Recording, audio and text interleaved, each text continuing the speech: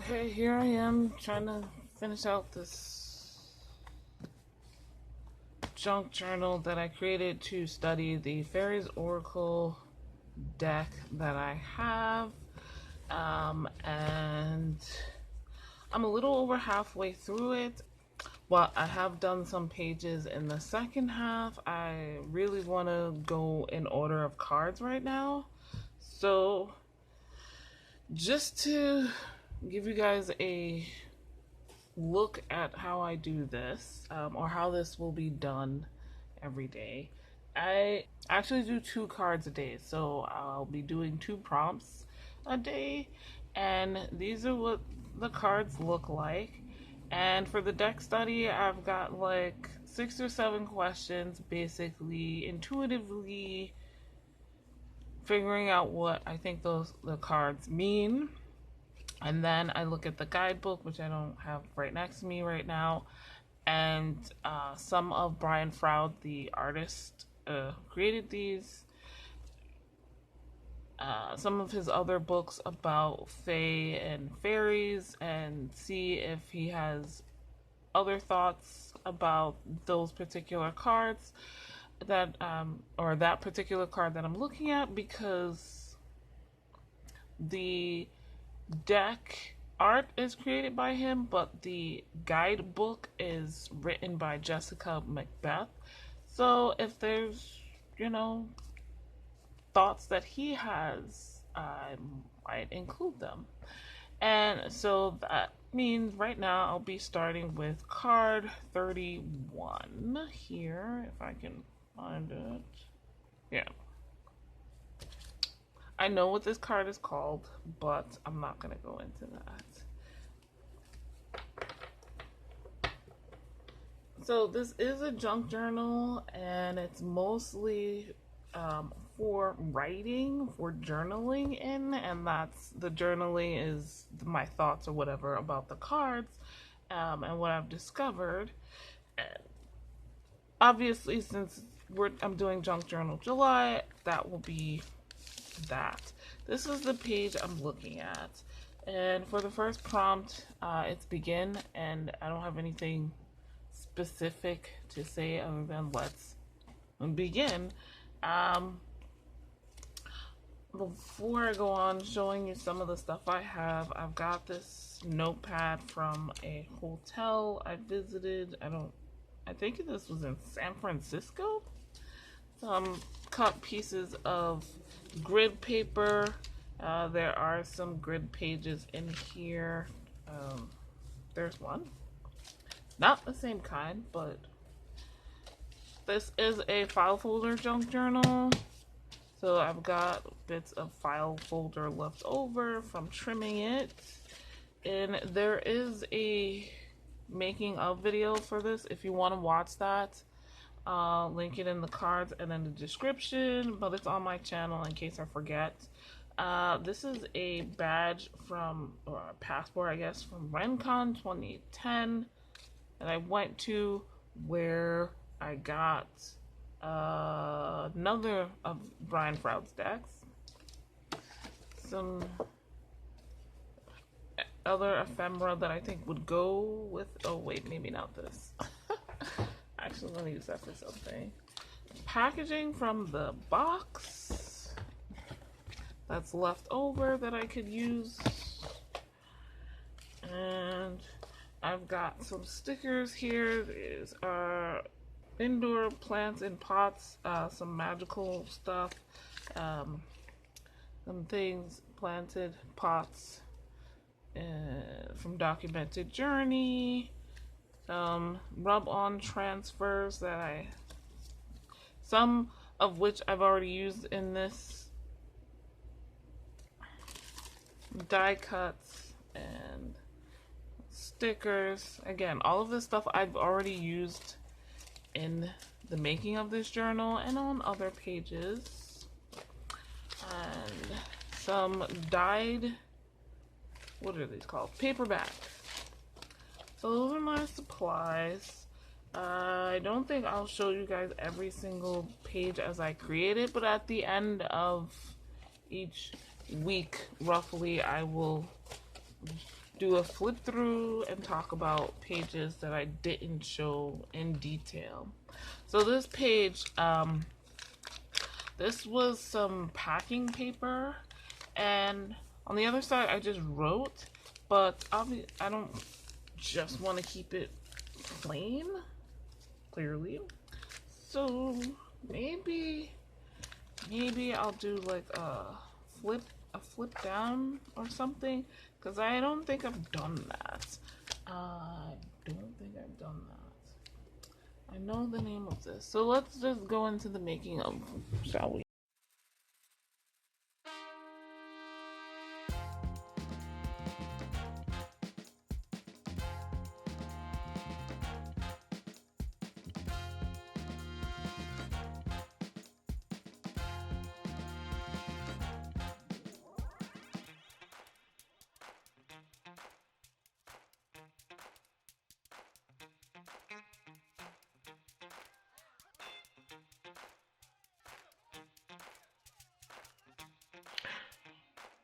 Hey guys, so for this first page, the begin page, I really wanted like some collage elements using the colors of the journal, but also some stuff from the card. So I'm just like ripping pieces of the various scraps I've already showed you.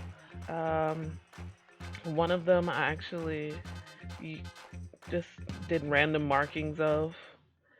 I'm just trying to figure out the spacing and where I want to put them and then glue them down. At this point, I ran out of the easier glues to use for this kind of thing, and I'm using this very wet gel-like glue, which gets everywhere. So I'm trying to place things in a way that when I put the actual text, they'll be seen, but not, I don't know. You'll see in a second. That little bit of colored piece from the packaging or from the file folder, actually I want to use as where to put the title.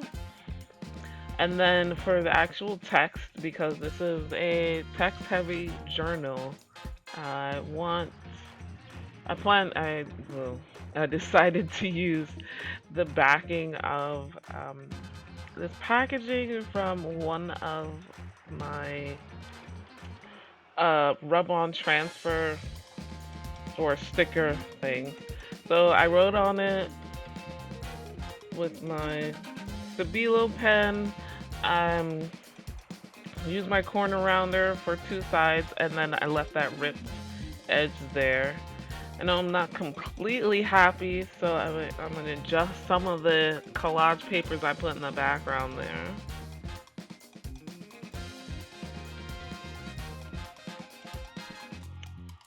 I put a book on it so it lays flat while staying glued. Next prompt is the layered tag prompt, and I'm doing this for this kind of envelope tuck spot here. I had made this tag when I was making the journal. It's left over from paper tea-dyed when making the journal pages all together. I just kind of did a layered thing on the other page, and I kept it simple using this colorful washi tape from James Luke Burke. Just other bits and pieces. I didn't want to completely cover it. I just added those light bits of paper and layers. This way it folds easily and I can write on the other side.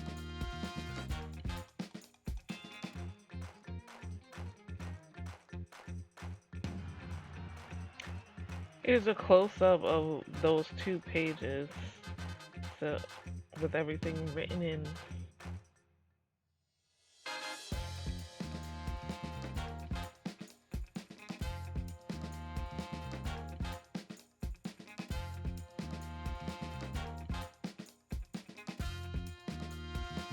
Next up we have transparency. I don't remember what days prompt is for, but I put on the top left corner the day and the prompt, I looked at various supplies I have and I decided to go with this tracing paper, which I found best to write on with the supplies that I had. And I decided to do like this overlay, again using the James Luke Work washi tape. And first I'm drawing on it. And this is again based on the card I'm doing this page for, but I've done some botanical drawing lots over the years, so I'm just using my various combos in black, green, and purple for the most part along the edges to draw in.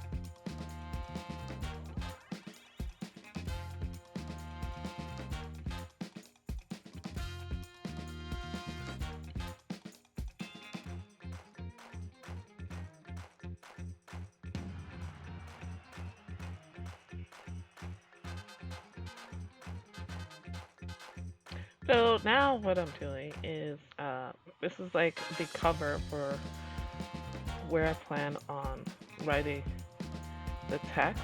And I used a stencil I got from the 99-cent store to put the title of the card.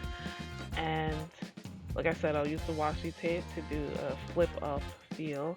But I also stamped the background very lightly with a botanical floral stamp I had.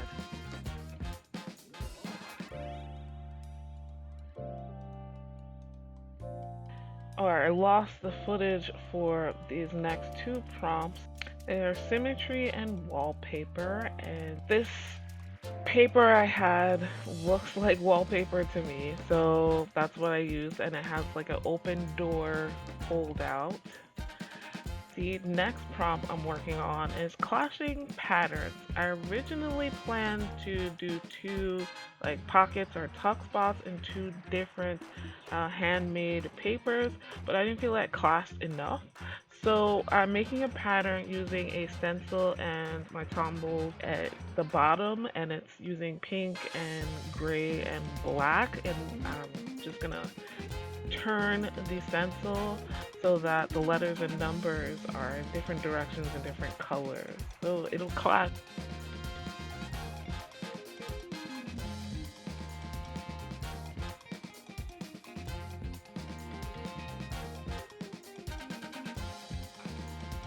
Now, the way you'll see this pattern, because I'm writing it on the paper, is a little bit different. I still wanted the second pocket, but I decided to use a clear piece of packaging from the backs of the rub-on transfers. So when you use rub-on transfers, there's like that extra clear bit of something plastic there. I had ripped off the piece and it fit nicely on the bottom. Unfortunately, I decided to staple it. Being that the book is already bound and this stapler is not what I thought it was, they came out uneven. For my next prompt and next page, I used dyed, and I could have easily skipped this because I pre-tea dyed and colored dyed a lot of these pages before I even bound the journal. But I wanted to try something at the last minute. I remembered I used to do this with Tombos. You rub onto a piece of plastic and put a little water, and now you have kind of a watercolor effect. And I went with green and blue. Here I'm using some packaging, probably for stickers, and an extra bit of paper, and just rub it on. I wasn't sure exactly what I planned to do with this just yet, and obviously it needed to dry, so you will see the completion of this dyed prompt page in next week's vlog. I'm going to switch now to talking about my divination journal updates for One Book July. In this, I also decided to do that Tombow watercolor effect just to match, since I was studying the Line Strider Tarot this week. You can see some of the cards on the side. They used a lot of watercolor in the artwork. I had already done one page with the pink and purple, and now I'm doing like a brown and yellow. And I had forgotten to bring paper towels, so please excuse my wet receipt to protect the paper. This book I found in this experiment is not good for watery projects, even barely any water like this one. If you can see on the left under by my hand there, the purple is already leaked through. It's a cheap notebook, and I forgot that, but it looks nice. So you can see it shortly that the water on this side starts to mess up the original side I wrote on. The ink starts spreading. But that is it for this update for One Book July and Junk Journal July 2022. Linked in my description are both of the announcement videos for these projects, as well as all of the supplies I used, both those I talked about and those I didn't, as well as a 10% off discount code to my Etsy shop where I make all natural bath and body products. Like this video if you liked it, subscribe if you are new, hit the notification bell if you want to know when the next video is coming. And guys, as always, thank you so much for watching. I'll see you in the next video. Bye!